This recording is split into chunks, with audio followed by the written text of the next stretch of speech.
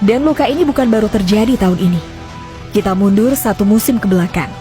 Rezaldi Hehanussa, mantan punggawa tim rival.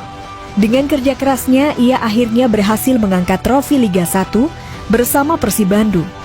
Tapi apa yang ia dapat? Bukan kebebasan untuk merayakan, bukan kebahagiaan sebagai sang juara. Ia seperti dikurung dalam euforia yang setengah hati, dibungkam oleh komentar, dibatasi oleh bayang-bayang masa lalu.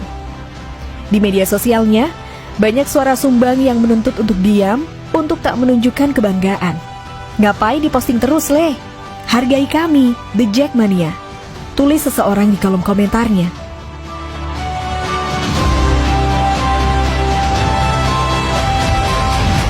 Sebuah kalimat yang terdengar seperti luka yang tak ingin sembuh, seperti ada kemarahan yang dipelihara hanya karena sebuah kepindahan.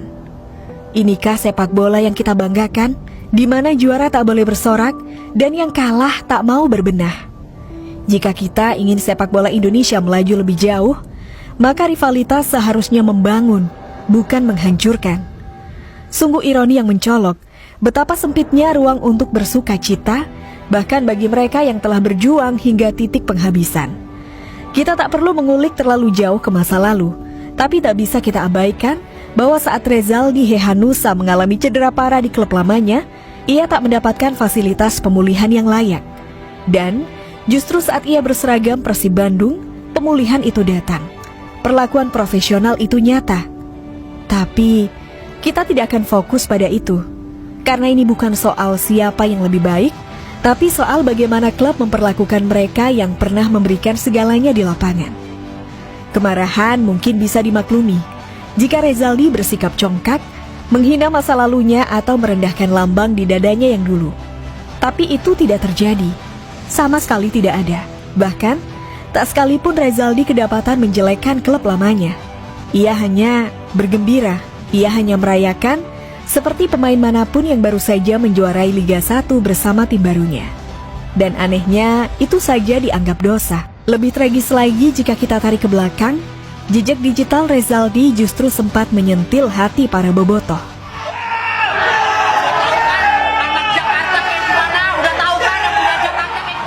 Tapi apa yang terjadi? Tak ada amarah membara, tak ada gerakan lini masa untuk membungkam. Karena bobotoh paham bahwa rivalitas ini adalah bagian dari teater megah bernama sepak bola. Pemain boleh berpihak, boleh terbawa suasana, dan sangat wajar jika mereka menunjukkan kebanggaan saat memenangkan laga sebesar El Clasico. Inilah kedewasaan yang harusnya tumbuh dalam dada setiap pecinta bola sejati. Rivalitas bukan alasan untuk membenci, dan kebanggaan bukan alasan untuk dicaci.